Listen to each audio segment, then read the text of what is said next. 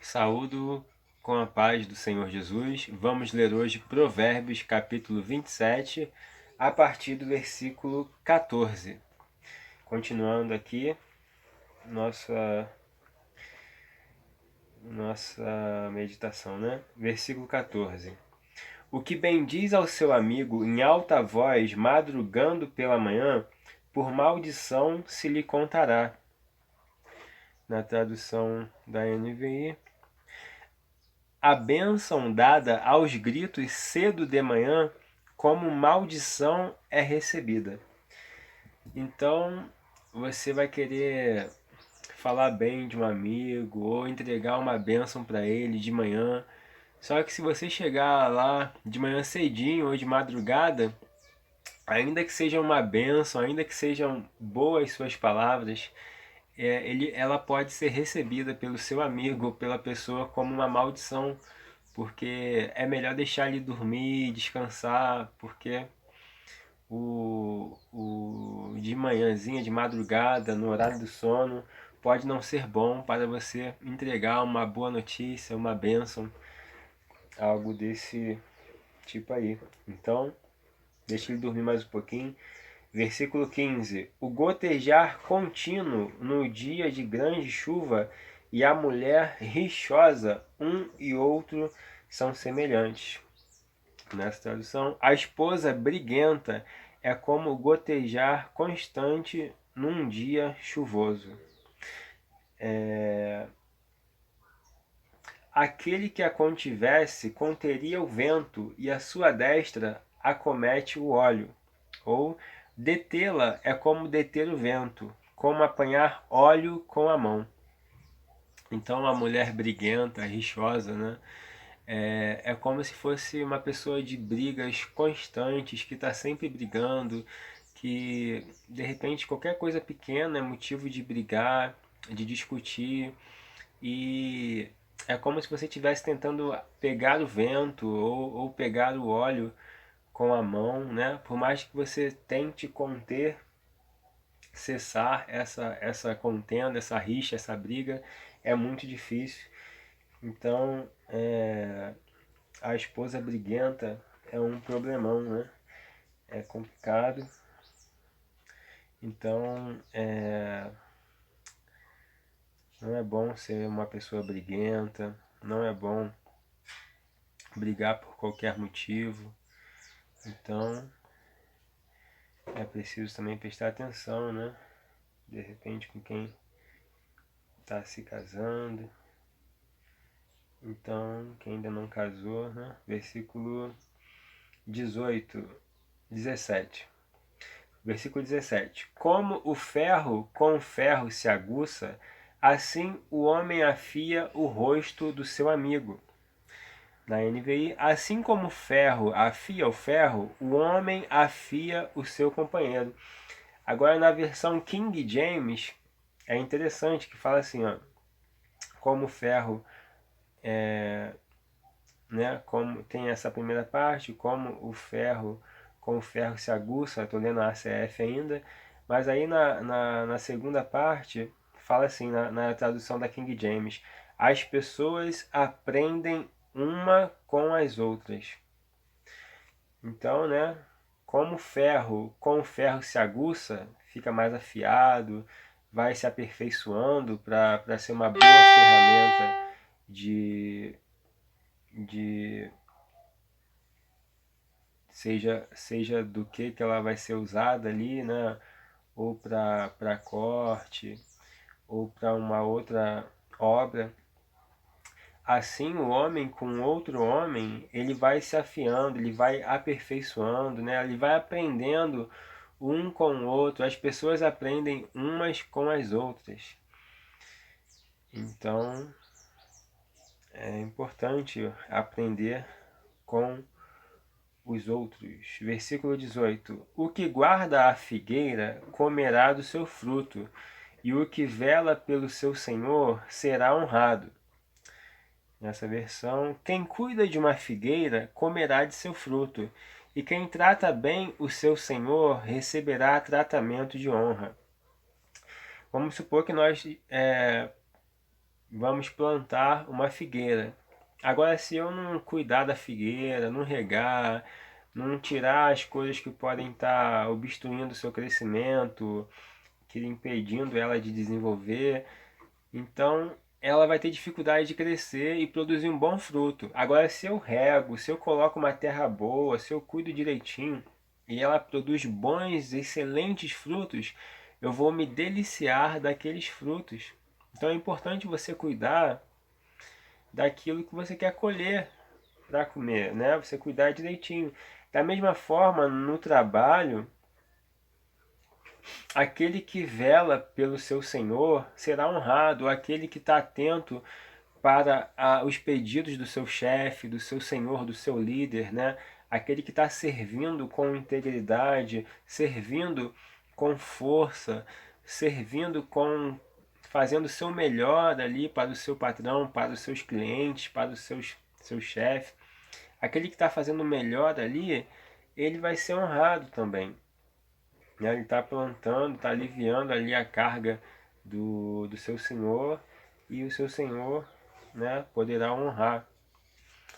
Então, nessa tradução fala que a quem trata bem o seu senhor, e quem trata bem o seu senhor receberá tratamento de honra. Versículo 19.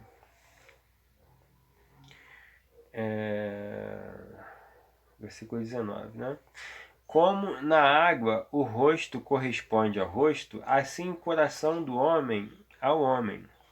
Assim como a água reflete o rosto, o coração reflete quem somos nós.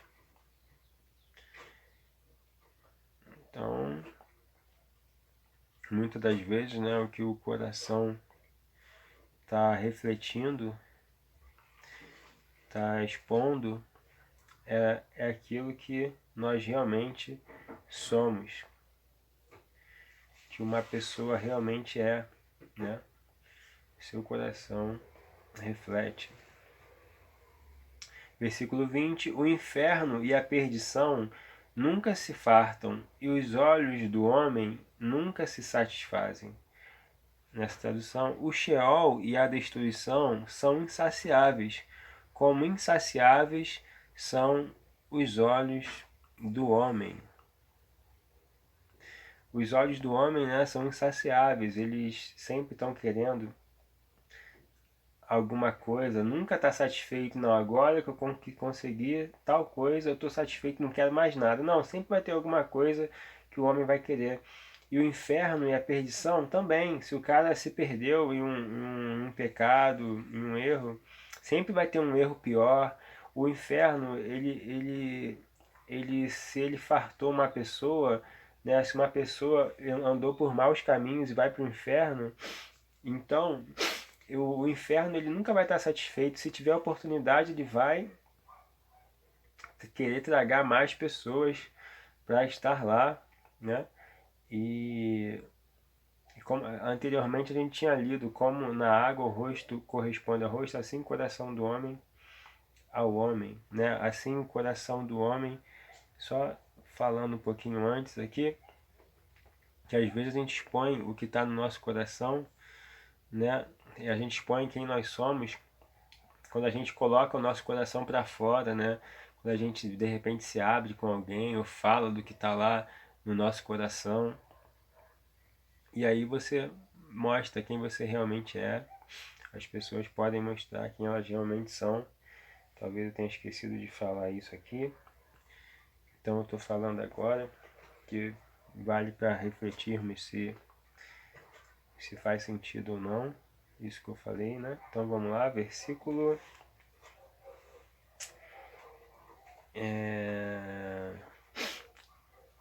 versículo 21. O crisol é para a prata, e o forno para o ouro, e o homem é provado pelos louvores. Versículo 21. O crisol é para a prata, e o forno é para o ouro, mas o que prova o homem são os elogios que recebe. Então você quer provar lá o ouro, você vai colocar ele no forno para sair o que foi impureza e você conseguir deixar só o ouro e tirar o que não for ouro. Mesma coisa a prata, você vai provar ela o crisol. Mas o homem, ele é provado com os elogios que ele recebe, né? Os louvores. Se o cara recebe só críticas, de repente ele vai tentar melhorar, tentar ver alguma situação que, que ele não tá muito legal, não tá muito bom. Agora, se o cara recebe só elogio, perdão, quando o cara recebe, né? Quando ele só recebe elogio, mas quando ele recebe elogios, quando ele é muito louvado, aí pode estar sendo trabalhado o ego dele. E ali está mostrando quem ele realmente é. Se com os elogios ele vai ficar vaidoso, vai ficar orgulhoso, soberbo, vai se achar melhor que as outras pessoas, vai desprezar as pessoas, ou se ele não vai querer crescer mais, ou se ele não vai manter a humildade e buscar aprender, continuar desenvolvendo, continuar crescendo, se ele vai ficar parado ali naquele lugar, patamar que ele chegou, ou se ele vai se achar muito. Então, o louvor, os elogios que o homem recebe, prova o homem. Versículo 22. Ainda que pisasses o tolo com uma mão de grau entre grãos de cevada pilada, não seria dele a sua estultícia. Vou ler de novo. Ainda que pisasses o tolo com uma mão de grau entre grãos de cevada pilada, não seria dele a sua estultícia ou insensatez, nessa versão aqui. Ainda que você moa o insensato como o trigo no pilão, a insensatez não se afastará dele. O homem sensato, né, o homem que anda em estultícia, ele anda mesmo sendo moído lá, né? Não adianta, ele não aprende, às vezes nem com, de repente, com punições, com castigo, com consequências de caminhos errados, ele não aprende, ele continua nos seus caminhos insensatos. A insensatez não se afastará dele. Versículo 23. Procura conhecer o estado das tuas ovelhas. Põe o teu coração sobre o gado, porque as riquezas não duram para sempre, e duraria a coroa de geração em geração. Vamos nessa tradução aqui. Esforce-se para saber bem como suas ovelhas estão. Dê cuidadosa atenção aos seus rebanhos, pois as riquezas não duram para sempre, e nada garante que a coroa passe de uma geração a outra. Então, se você tem um pouquinho de dinheiro, se você tem um pouquinho de alguma situação que dá por um momento, você deve continuar se esforçando para manter a sua renda, fazer ela render, pensar no futuro, continuar desenvolvendo, nunca achar que está bom, nunca achar que já deu. Mas não, você deve esforce-se para saber bem como suas ovelhas estão, ou seja, cuide das suas ovelhas. Dê cuidadosa atenção aos seus rebanhos, ou ao seu trabalho, aquilo que você faz, pois as riquezas não duram para sempre, né? Aqui está querendo dizer, porque nada vai garantir, né, que o que você tem vai durar para sempre. Ou que a coroa passe de uma geração a outra, né? Que as coisas vão ser sempre transmitidas de uma geração para outra. Versículo 25. Quando se mostrar a erva e aparecerem os renovos, então ajunta as ervas dos montes. Os cordeiros serão para te vestires, e os bodes para o preço do campo. E haverá bastante leite de cabras para o teu sustento, para sustento da tua casa e para sustento das tuas criadas. Nessa tradução, quando o feno for retirado, surgirem novos brotos e o capim das colinas for colhido, os cordeiros lhe fornecerão roupa e os bodes lhe renderão o preço de um campo. Haverá fartura de leite de cabra para alimentar você e sua família e para sustentar suas servas. Então, né, a gente pode estar colocando um cenário aqui que a erva está se mostrando, aparecem os seus renovos, e e aí você foi ajuntaram, né? Ajuntaram aquelas ervas dos montes. Então aquelas ervas serviu, é, digamos que aquelas ervas foram colhidas, né? E, e alimentou alguns animais, teve uma utilidade, né? E, e então os cordeiros eles vão estar sendo desenvolvidos e os cordeiros vão trazer a matéria para a construção de roupas, né? Como lã, né? Roupas para a gente se vestir, ficar quentinho. E os bodes vão estar sendo desenvolvidos também e eles poderão ser trocados por preço de campo para adquirir propriedades, terras, né? E haverá bastante leite de cabras para o teu sustento e para o sustento de tua casa e para sustento das tuas criadas. Então a gente vê aqui a importância de você estar cuidando de tudo, né? Tudo que você aqui nesse contexto está falando de situações do campo, né? De trabalho de campo, né? A erva, os bodes, o cordeiro, né? E a gente colocando aqui, seja quem trabalha no campo, na parte rural, seja quem trabalha na cidade, você está cuidando de tudo, você não está desprezando, não está sendo, não está sendo desatento, mas você tá sempre prudente para não desperdiçar, para não perder nada e cuidando de tudo. Então aquilo ali vai trazer alimento para você, para sua casa. Aquilo ali vai trazer a condição de você ter roupa para vestir, né? Comprar as roupas, tudo direitinho. Aquilo ali vai trazer condições, de repente, para você, num momento certo, adquirir uma propriedade, um terreno, comprar uma coisa de um valor alto, uma coisa importante. Então é importante ter esse cuidado com as coisas, né, do trabalho, tá cuidando do trabalho, tá cuidando daquilo que Deus de repente permitiu estar em suas mãos, que o seu senhor, seu chefe lá colocou em suas mãos direitinho. Então é isso aí. E aí você vai colher os frutos depois, que vai ser bênção. Bênção, bênção, bênção. Os frutos do trabalho. Concluímos aqui então essa leitura de Provérbios capítulo 27, tá? Que Deus abençoe e fica com Deus. Até mais.